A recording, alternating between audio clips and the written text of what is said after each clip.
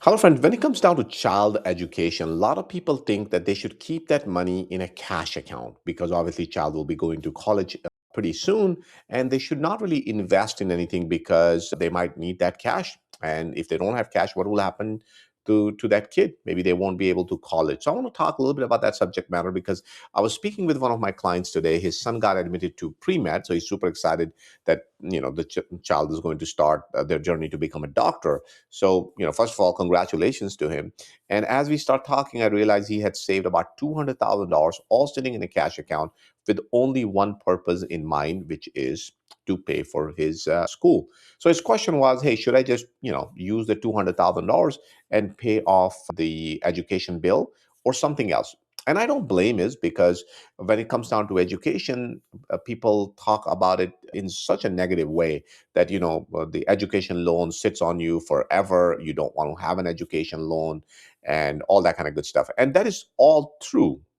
Okay, but education is just like any other investment. If you make an investment into bad education, you go to a bad college, you get a bad degree, something that doesn't have a whole lot of demand out there, and you spend a couple $100,000 on that, then of course you are going to struggle. But if you have you're going to a good school that has a really good placement record and you're able to earn a good salary, then most likely you're going to make a good amount of money out of it. But I'll come back to that thought for a second. But before we go there, let's assume that you have a child who is still in school. So, you want to start saving for them. So, some people will start saving from year one, some maybe from year five, some from year 10. But I'm going to assume that you're going to start saving when the child is roughly 12 years of age. Why?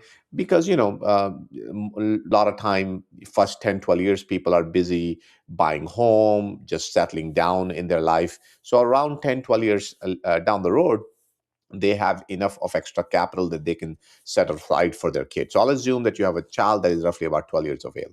So let's say 12, 13, 14, 15, 16, 17, 18. So that gives me 7 years.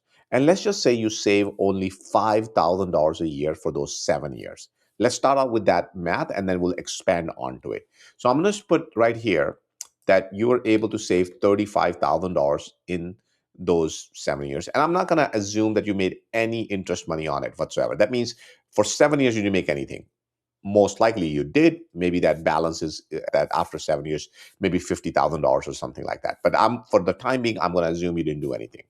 And after that, let's say the child did not contribute anything to that account whatsoever. It just sit there. And they're 18. Let's say they take the money out, 40 years later. So I'm going to let it compound for 40 years. And let's say the money is sitting in S&P 500, barely earning 10%. Obviously, if you properly structure it, you can earn more. But for the time being, I'm just going to assume 10%. Now, first, let's understand that. If we just do that, guess what?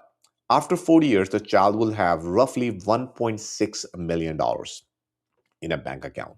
That means, can you imagine many of us who are approaching our retirement age if you were able to have access to $1.6 million? Okay. I'm just saying, you know, education expense can be covered in so many different ways. But if we, just save the money for over a longer period of time, most likely you're going to have a better outcome than taking the money out just for education purposes. Number two, if this money was put into a Roth account instead of a regular account, now your question is, how do you put the money in Roth account? Well, obviously it has to be earned income. That means the child has to do some work. Maybe you have a real estate, maybe you have a side hustle, maybe they have some sort of business, going on that you can get them involved in. And there's so much you can do. We're not talking about you generating hundreds of $1,000s of income. We're only talking about 5,000. And if you can pay that as an earned income to your child, it's completely tax free. So they don't pay any taxes on it right now. This entire $1.5 million or $1.6 million is completely tax free. Now let's make it a little bit better for a second. Let's just say that you don't do it till 18, you do it until their age 21. So we are going to add 3 more years to it. So now instead of 35,000, it's $45,000. See what that does to our numbers. Okay. And let's calculate. And that moves us to $2 million. That means if you just save $5,000 from age 12 to 21, you will be giving your child $2 million dollars of tax-free wealth, even if they don't contribute anything else to this account. So, first of all, I want you to see the big picture before you start thinking about education expense. Let's make it a little bit better. Let's just say you actually, instead of doing this, you put the money in Trump account. So you guys know starting 2026, we have Trump accounts where you can contribute up to $5,000 into a Trump account. And it's not tax free, it's tax deferred. And you can do that all the way up to age 18. And after that, you don't have to take the money account. You can use it for education, or you can just let it sit in your account as a regular IRA. Again, it's not tax free. If you want to make it tax free, you can always do conversion and pay tax on it anytime. But that's a topic for another day. But let's just do a math from that point. So let's say you do this, and then from age 1 to age, let's say 18, you save another $5,000. Okay. So we're just going to say, from every single year. And let's actually do it this way. Let's say we save $5,000 every single year. And after that, let's say we put $400 a month. That's roughly about $5,000 a year.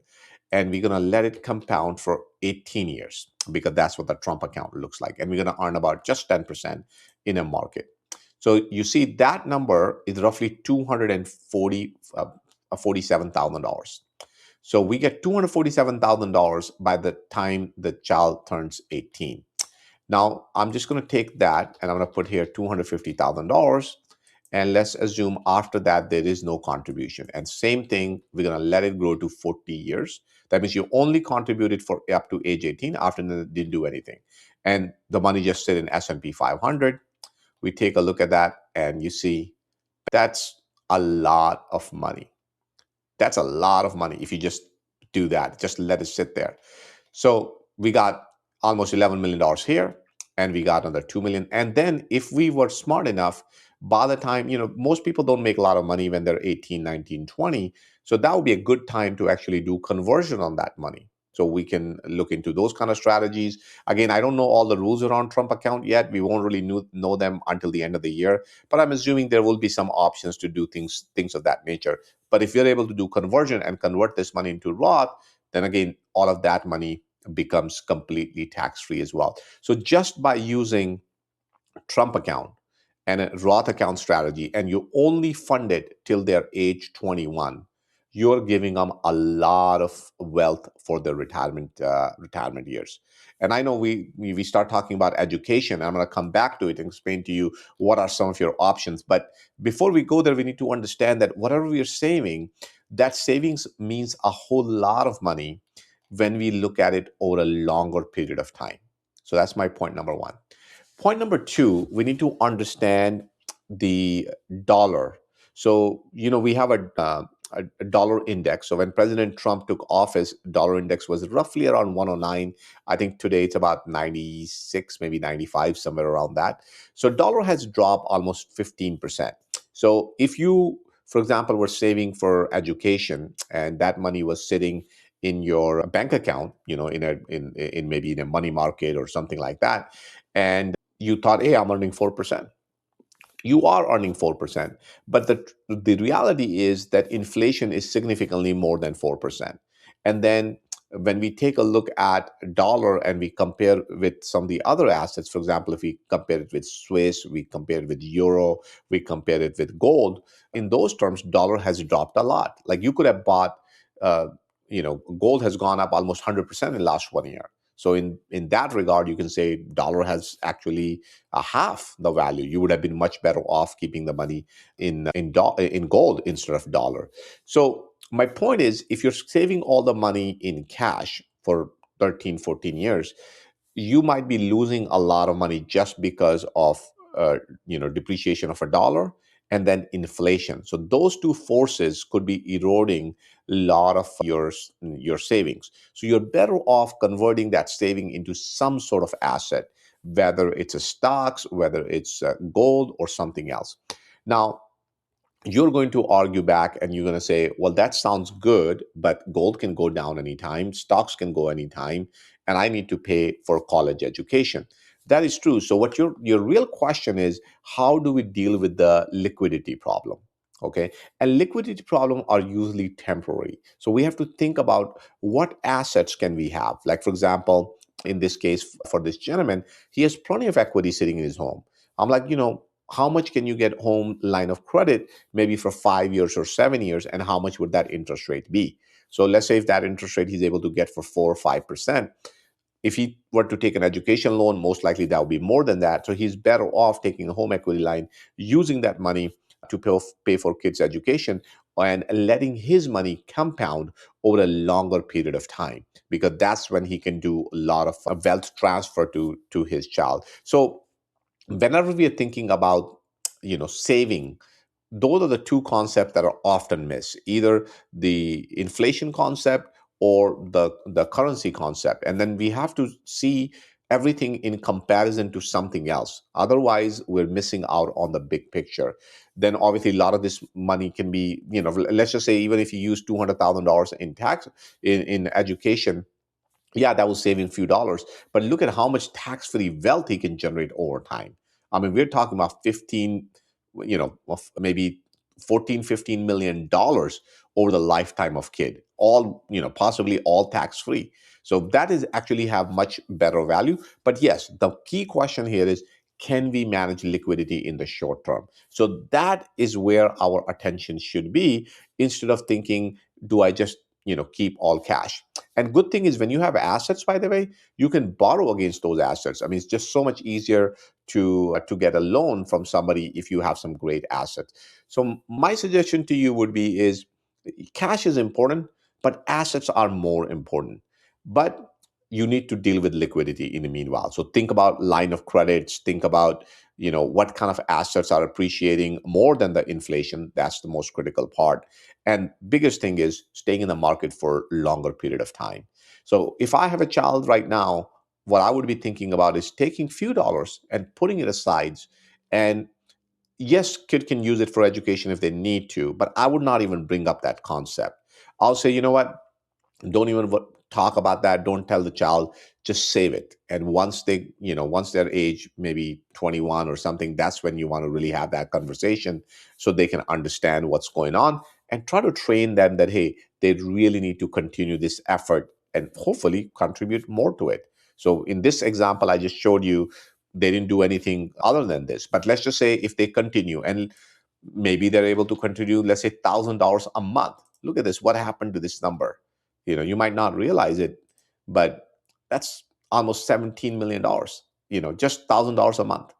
um, I mean, it can do math, and I'm not even taking some ridiculous number. You can even decrease it. Let's say you can make it 8%, and you can see it's still a significant amount. So keep that in mind when you're thinking about saving for your kids and sharing with them. So you got Trump account this year, and then you still have the Roth IRA account that you can set up for your kids. Now, how we do it, how do we pay the kids, how do we structure it, that is different for depending upon what kind of age of a child, what kind of business you have, and which state you are in. Maybe we do more or less depending upon what's going on in your situation. So that is kind of individual basis. So if you want to talk more about that, just reach out to me via taxcodeadvisors.com, and we can look into it and see how we can make the most out of it. So hopefully this makes sense to you. And if there's any questions, reach out to me. Just go to taxcodeadvisors.com, and we'll take it from there. All right, guys. Thank you.